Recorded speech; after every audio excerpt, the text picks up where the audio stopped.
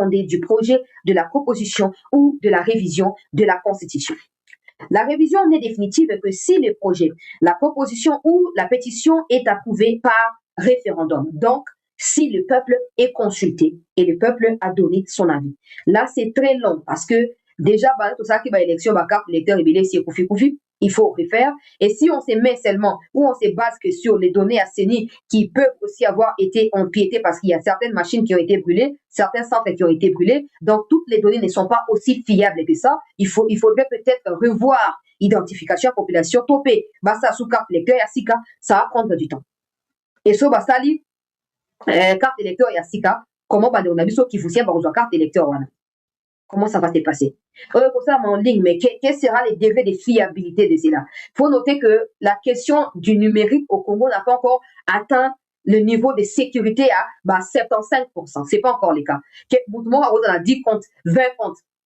Mouvement a avoir pour voter. Ils connaissent certaines adresses à pouvoir ou adresse à Bokazara Kaza Congolais, à Jukoba Congolais, à Mimamiki. Donc, ça peut être corrompu. Les processus numériques ou en ligne peut être corrompu. Qu'est-ce qu'il faudrait faire? Attends, parce que Steve Mbika veut proposer alternative.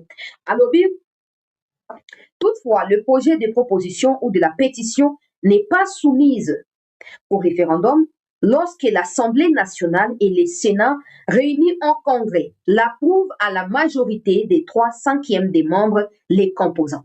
C'est sur base de ça qu'est fondée la carte blanche de séjour. Il y a un Steve Mbika. Je vais lire la Kotanga. Pour comprendre donc ça a deux possibilités, soit qu'on ait un référendum, soit qu'on décide à niveau à congrès ni ko le député na sénateur basangani décider na Congo ya peuple parce que un mandat ya peuple ou epesi bango pouvoir ya siéger na kati ya assemblée nationale pe na kati ya sénat ya mboka na biso. Alors na ko banda otanga carte blanche ya ndeko Steve Mbikai, soit vous avez préoccupations, vous allez les énumérer en commentaire, je vais les rassembler et je vais reprendre Steve Mbikai dans les heures qui vont suivre pour naeba bongo na ko oh là là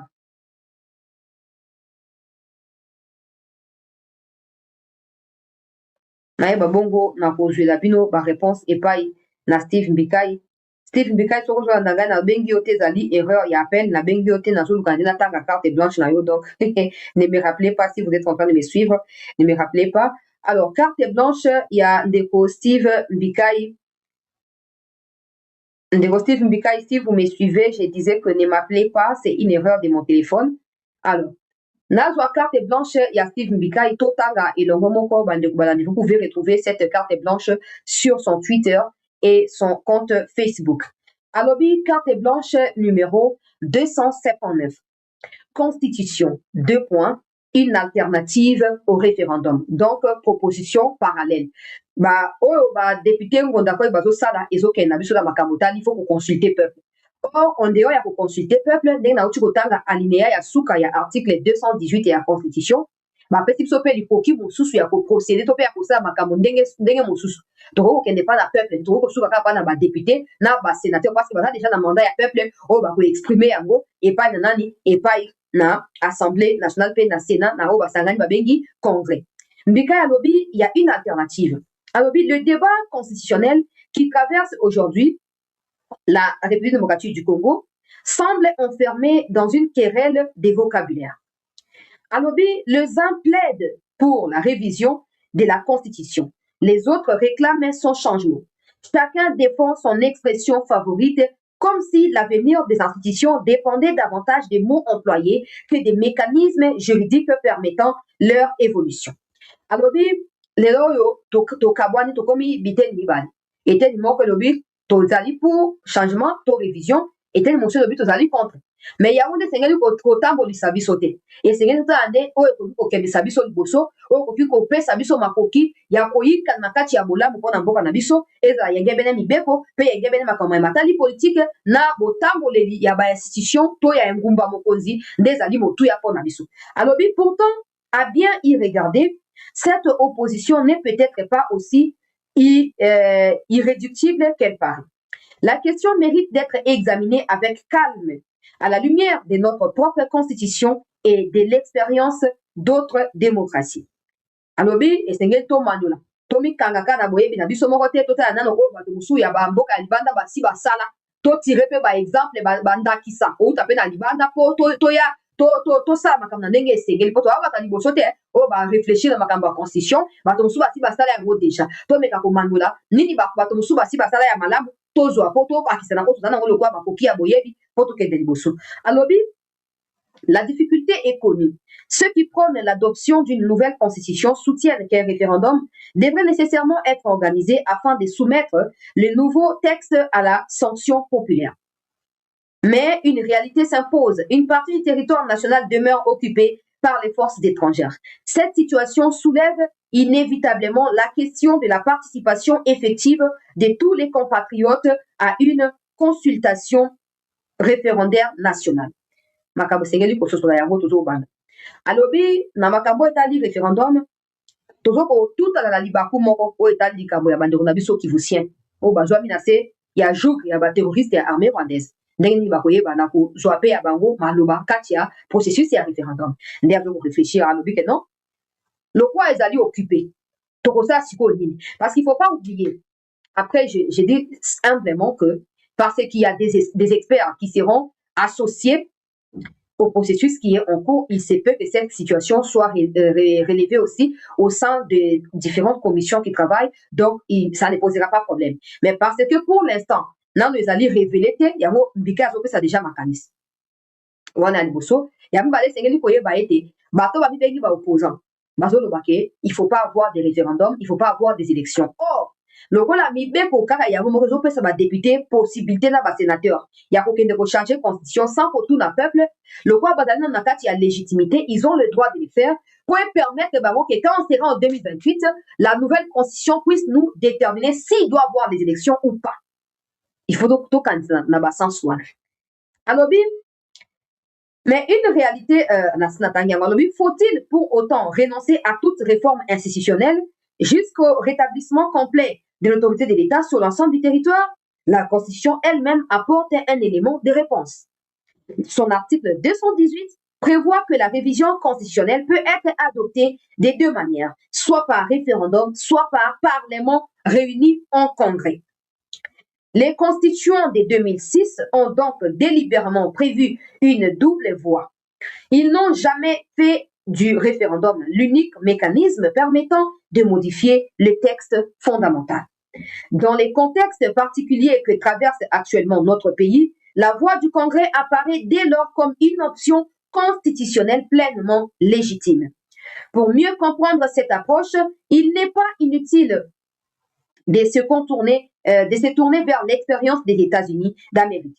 Dans la tradition constitutionnelle américaine, il n'existe pas de distinction fondamentale entre ce que nous appelons révision des constitutions, réforme constitutionnelle ou changement des constitutions. Toutes ces modifications sont regroupées sous un seul concept, l'amendement. La Constitution américaine fut rédigée lors de la Convention de Philadelphie de 1787. Les 13 États de l'époque y avaient envoyé leurs délégués, parmi lesquels George Washington, Benjamin Franklin, James Madison et Alexander Hamilton. Après sa rédaction, le texte ne fut jamais soumis au référendum national. Il fut ratifié par les conventions des différents États fédérés. La Constitution entra ainsi en vigueur sans avoir été approuvée directement par l'ensemble du peuple américain réuni dans une consultation populaire nationale. Et pourtant, cette Constitution est aujourd'hui considérée comme l'une des plus stables et les plus influentes au monde. Depuis son adoption, elle a connu 27 amendements, donc 27 changements, 27 révisions, 27 ceci, 27 cela. Alors, certains ont eu une portée considérable. Le premier amendement, adopté en 1791, garantit notamment la liberté d'expression, la liberté des religions et la liberté de la presse. Le 13e amendement, adopté en 1865, abolit l'esclavage.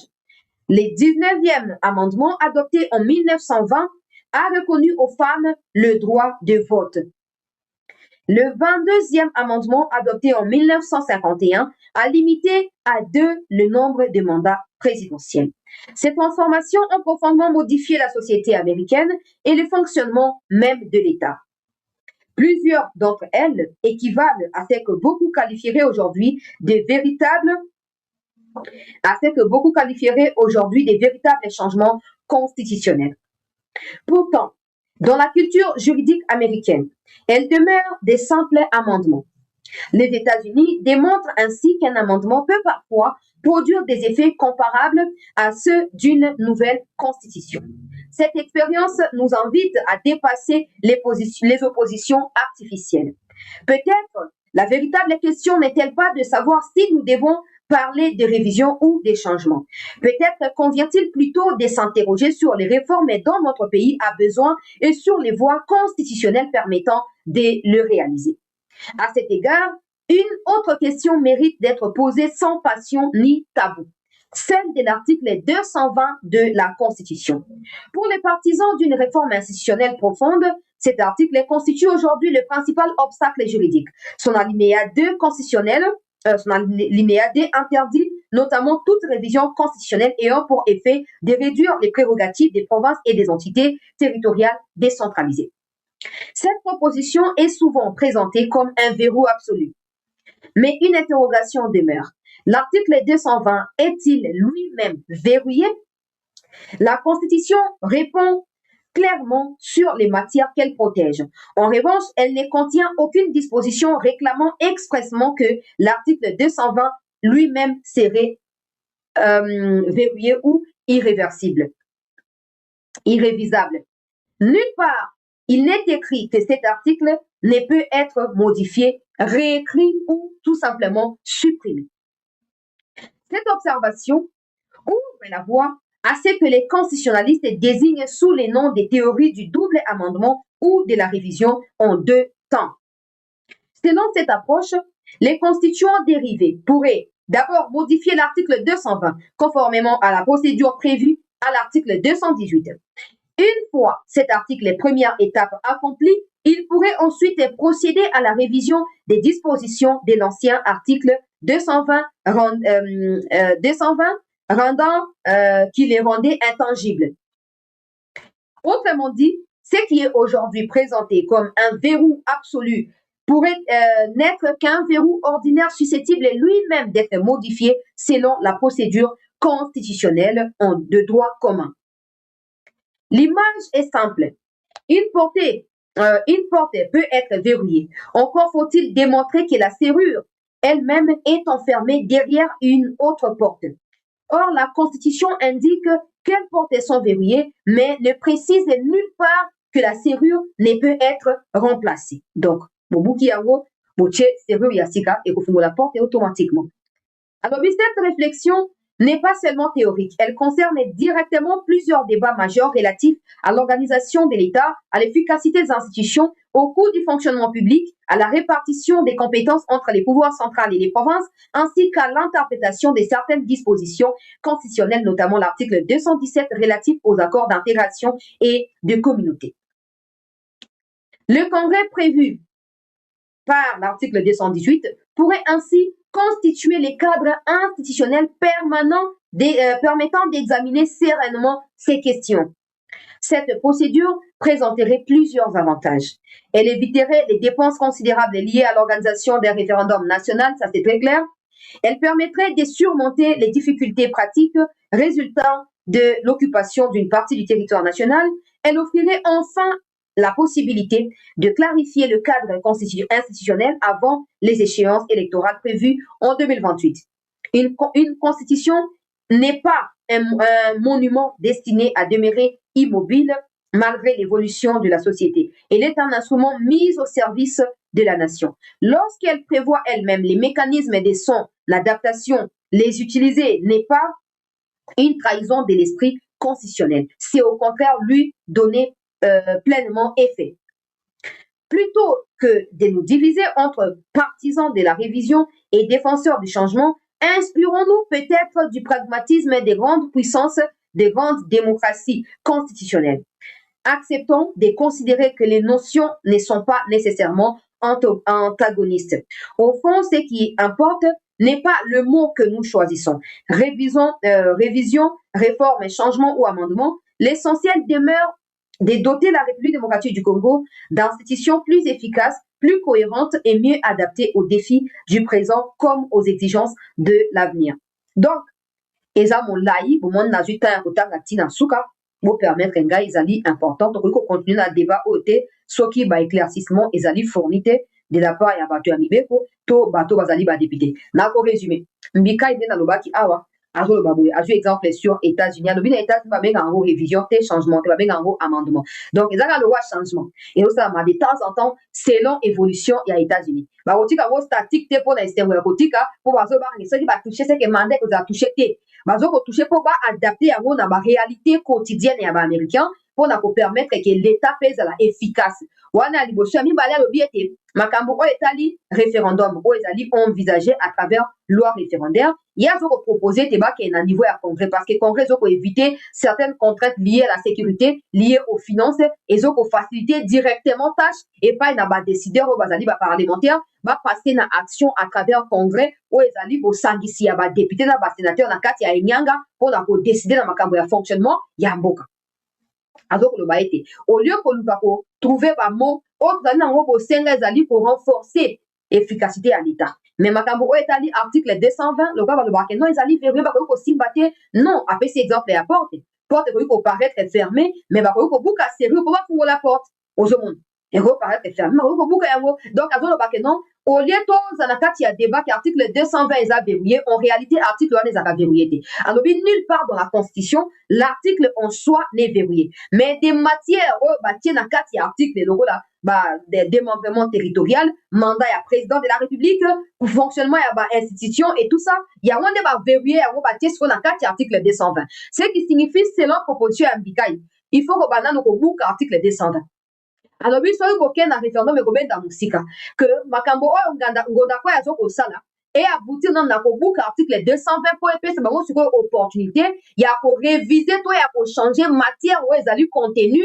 na kati ya article 220 et quand ça sera changé l'état tokoma na baéchéance ya baélection oyo ezali prévu na 2028 bakozala déjà na mesure ya kodéterminer si à travers la nouvelle constitution nous devons avoir une nouvelle république ce qui signifie que Tshisekedi peut se présenter comme tout autre candidat to mpe Tshisekedi akotika ebonga na moto mosusu ya union sacré oyo ye moko akopona alobi tolekisa temps na kati ya badiscussion ezanga ntina te tokomisa yango lokola simple phénomène parlementaire omoi ntango bakotaka balwa kuna basalaka baamendement kotu tomoni yango esimbi te boremplace yango na eloko boye kotu tomoni yango eza mwa butubutu bosuprime yango botia te eloko ya sika boye nde oyo ye azokosenga ekosimplifie processus oyo ezali en cours mais ekoallege mpe coût ya processus mpo mbongo mpe ezali mpona kopréserve na makambo misusu wana ezali nazoresume vraiment na mokuse proposition ya ndeko na biso Steve Mbikai azokoestime ke lokola actuelle constitution yango moko epesi pouvoir na baparlementaire ke bachange yango sans koleka na référendum malamu basalela procédure wana ke koluka procédure ya référendum parce que c'est très clair ça sera très coûteux bon maintenant ça c'est la proposition avant toyoka c'est que les sénateurs et les députés sont en train de réfléchir. Aujourd'hui, on sait seulement qu'il va y avoir des référendums. Mais on ne sait pas si, avec les experts, on va consulter dans les jours à venir, va adopter finalement aspect, il y a amendement, topé aspect, il y a congrès décidé pour la suite à Makam. Parce qu'il faut tout ça appeler donc ok. Bon réseau, c'est la vie sautée. Bon réseau, au poussana, ils ont aucun donc ils ont la responsabilité. Il y a des députés qui choisir aspect où ils ont facile, accessible. Pour faire accélérer situation ndenge ezali kokendela. Je rappelle pour ceux qui vont dire ouais Bolingi Fatia s'éterniser au pouvoir. Non, on ne peut pas prendre. Soyons sincères. Kaka batunenge bazoko ça va mengi ba opposant. Bato Moïse Katumbi, je vais revenir dans l'émission. Cette qui coule ba tu opé ça va interview ba l'équipe bazolo. Ils disent que basali souvent le Congo pour ezala na contact na tous les partenaires internationaux au balingi Tshisekedi a le mwana bokonzi donc eza quoi socle na bango et puis le quoi souvent le Congo ba cadre nango tout basi ba kimi mboka baza d'accord bango bato souvent le Congo baza d'accord ya kozana partenariat na bato ya C64 pour on a bango objectif la liga Tshisekedi fois le mwana bokonzi le fait que bango ba la fixation sur Tshisekedi et non sur d'autres aspects à gestion ya mboka et là qui c'est que la détermination de Tshisekedi et zo kotia bango na kati ya débandade donc yo le la congolais je suis en train d'insister ne tombe pas dans ces dénis-là. Moïse Katumbi a toujours nié son implication dans ma cambo agression, financier. Mais aujourd'hui, quand on a interview, conseiller à Moïse Katumbi vient de révéler qu'ils sont prêts à prendre les armes, même à Kinshasa, pour tuer des Congolais, le massacrer, pour battre la drapeau et la République à Kivu, la République à Katanga. Pendant ces temps, Eddie Kapen, dans la deuxième partie de l'émission, Azoko alerté, Azoko tia zone rouge, 22e région militaire et pour la zone rouge pour la situation de sécurité dans le Grand Katanga. Il y a des gens qui veulent se faire connaître, mais dans les mal, malheureusement. Il y a des gens qui veulent que dans les mal, donc ils passent leur temps à financer les groupes. Il dit que j'ai commencé la politique en 2018. Dans cette qui connaît à moi dans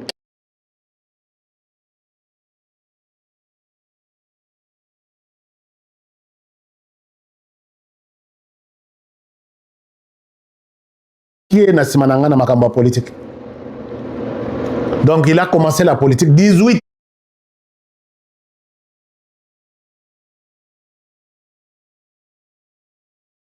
ans plus tard derrière moi.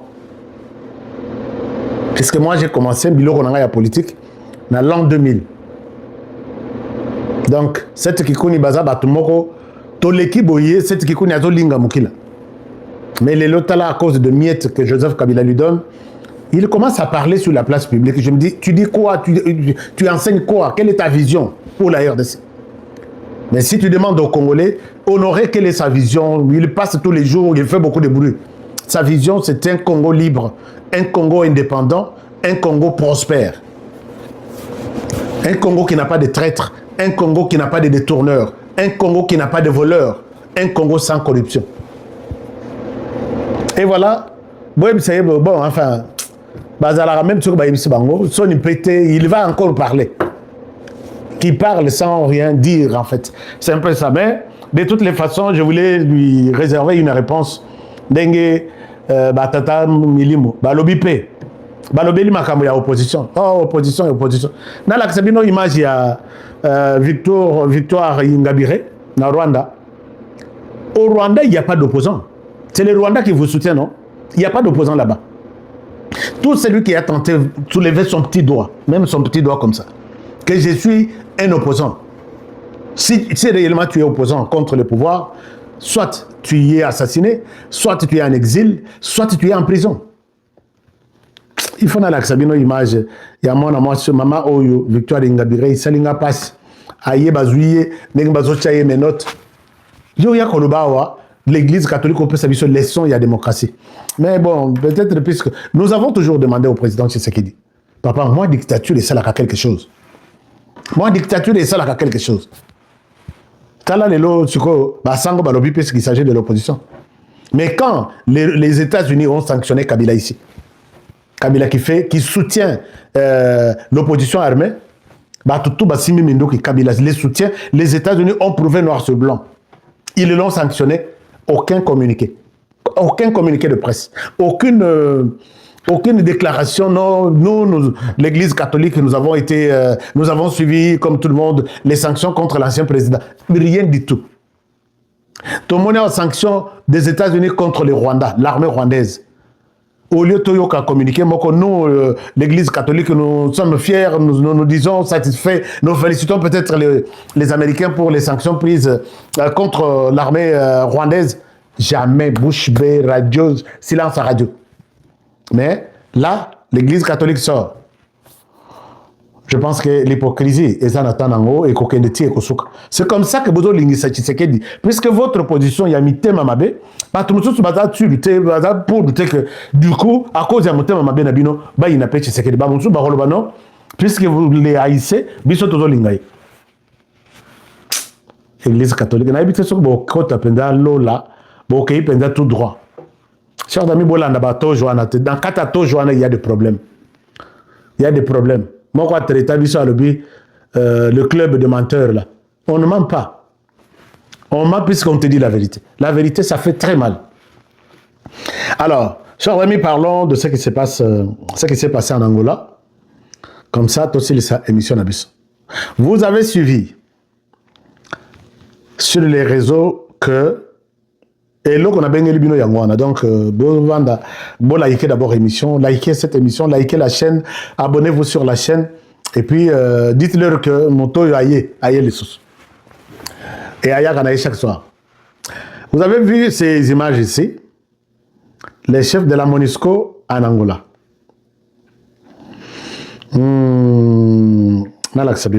Les chefs de la MONUSCO en Angola. Vous pouvez voir ça.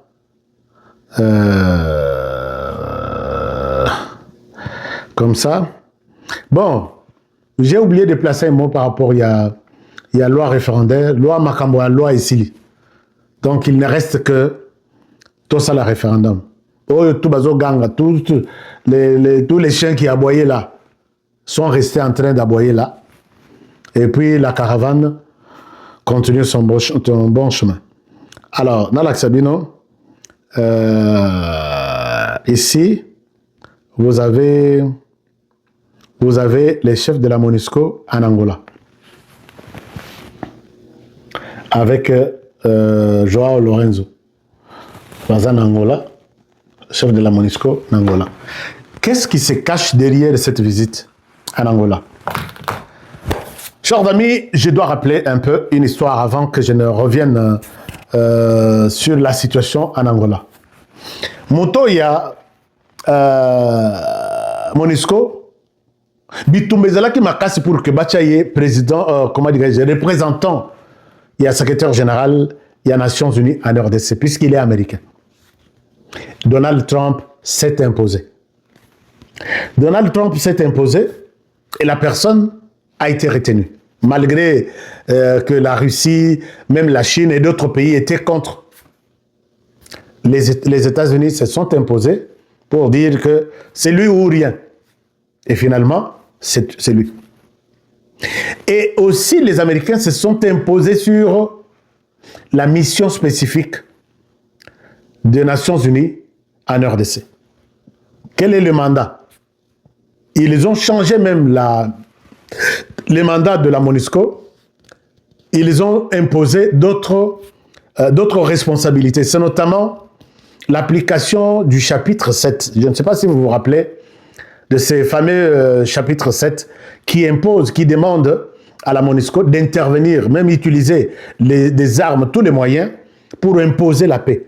Ils ne l'ont jamais fait, mais cette fois-ci, Trump a ajouté un certain nombre de choses. La mission est allée MONUSCO. Quand ce vieux est arrivé, il a commencé à faire les tours avec les M23. Il a observé les camps de déplacés. Il a discuté avec de déplacés, de réfugiés qui sont dans la zone. Il a discuté avec les M23. Il a discuté, je pense qu'il était même au Rwanda. Il a compris tout. Moyen, M23, bako ça y est, exact. Et finalement, l'homme a zongi, Toyo Kaboye, à tout moment que les États-Unis, puisqu'il est là, il représente les États-Unis en RDC, dans les Nations Unies. Toyo Kaboye, à tout moment que les États-Unis annoncent quelque chose, les Rwandais Azokana, Alobi, je suis et je reste. Et Tolamoki Tolali, Tolamoki Totalaboye, Mutongo, Yeyo, na Angola. Qu'est-ce qui se passe? Quelle est la mission? Qu'est-ce qui fait déplacer ces messieurs de la RDC en Angola? Mes informations, mes sources me confirmeraient ceci. Quand je dis me confirmerait ceci, je suis au conditionnel. Ici, j'accepte d'utiliser d'abord le conditionnel, puisque c'est extrêmement top secret. Mes sources me confirmeraient que la pression est venue des États-Unis, que va voir Lorenzo, puisque les Américains seraient sur le point d'utiliser la force pour chasser les M23 au nord Kivu et au sud Kivu. Je le reprends. Les Américains seraient au bout de leur patience pour chasser les M23 des forces sur les sols congolais. Et à ce titre, les Américains ne veulent pas intervenir directement, ils veulent intervenir avec leurs alliés en Afrique. Et en Afrique, la plupart des alliés puissants qui peuvent être du côté de Tshisekedi pour chasser les M23, et Tshisekedi aurait fait son intervention pour dire ces gens traînent, ils freinent, ils ne quittent pas, alors que la loi, puisque les lots, peut-être mardi, ou cette semaine, le président de la République va promulguer la loi sur les référendums en RDC. La loi sur les référendums, c'est pour organiser les référendums en RDC. On ne peut pas organiser pour Tshisekedi, je dis au conditionnel, pour Tshisekedi, on ne fera pas le référendum sans les Nord et les Sud Kivu. Et à ce titre, il faut que ces terroristes quittent rapidement les sols congolais et laisser la place à l'autorité de l'État, Ouvira Ezali, les autres territoires Ezali. Alors, comme ils traînent et ils ne veulent pas sortir, Tshisekedi veut les voir partir le plus vite possible. La demande a été acceptée, aurait été acceptée par les Américains. Alors, les Américains se sont dit, nous allons utiliser nos alliés. Le premier allié, vous avez vu, il n'y a pas une semaine, le président de la République en Égypte. Ah oui, ça ne vous a pas dit quelque chose? Et en Égypte, ils ont signé plusieurs accords, mais parmi les accords, il y avait un accord important, l'accord sur la sécurité. Alors, un allié de taille, la première puissance africaine, c'est l'Égypte, et qui bénéficie aussi de pas moins de 1 milliard de dollars chaque année des États-Unis pour soutenir l'armée égyptienne. Et là, pas plus d'une semaine, Félix Tshisekedi était en Angola. Ils se sont parlé à deux. Et ils se sont aussi parlé en groupe avec les autres. La question de la sécurité de la RDC était sur la table en Égypte. Ça peut vous donner peut-être, ou soit ça peut vous mettre une puce à l'oreille. Nous, on ne savait pas. Et maintenant, la deuxième personne qu'on voit, alliée des Américains, c'est l'Angola. Je vous ai dit qu'en Afrique, ici, pour l'instant, les Américains écoutent d'abord 2 personnes. Les Américains écoutent 2 personnes. Et ce qui est vrai est que la première personne, c'est la RDC. La deuxième personne, c'est l'Angola. Et il va revenir sur la situation de l'Égypte. Et en appui, chers amis, je l'ai dit au conditionnel que d'ici là, on va chasser les M23 pour nous laisser la place et organiser les référendums. Côté Makambake sur la Bangoumi Balé, Toyebité. Mais moi, je suis journaliste. C'est pourquoi j'ai dit tout ça au conditionnel. Les Américains ont vomi déjà les Rwandais. Paul Kagame a été déjà vomi. Aujourd'hui, les Rwandais ne supportent même plus Paul Kagame. Il murmure tous les jours et les Américains sont au courant. Il y a quelqu'un qui m'appelle, un Rwandais qui m'appelle. Il me dit, nous cherchons par tous les moyens qui pourra venir à notre secours pour nous aider à sortir de cette situation et nous enlever cette personne à la tête du Rwanda. On ne s'en sort plus. Tout est devenu compliqué, tout est devenu grave. Aidez-nous à nous déplacer ces messieurs à la tête du Rwanda. Nous, on a dit, soutenez Tshisekedi. Alors, ça, c'est de 1. De 2, les Américains ont vomi Paul Kagame. Je peux vous donner un exemple. Les Rwandais vivent de 50% du budget et Zana, plus de 50%. Il y a aide de l'extérieur. Les Américains eux-mêmes, seuls, en 2025, ils avaient soutenu comme appui budgétaire au Rwanda à la hauteur de 206 millions de dollars. Retenez très bien. L'année passée, les Rwandais étaient soutenus par les Américains à la hauteur de 206 millions de dollars. Mais cette année, jusqu'au mois de 30 juin, les Rwandais ont été soutenus à 6 millions de dollars. Imaginez-vous, donc, de l'année de mai 2025 à mai 2026, les soutiens du Rwanda, c'est à 6 millions de dollars. Soit une réduction de 97%. Peut-être l'année prochaine, ça sera 0%. Et là, c'est du feu vraiment. C'est comme ça qu'Emmanuel Macron se bat pour que si au Rwanda, ça chauffe comme ça, et si l'Union européenne va se retirer du Rwanda, c'est fini, c'est le chaos au Rwanda. Emmanuel Macron, au Kofuta, tu payeras un jour.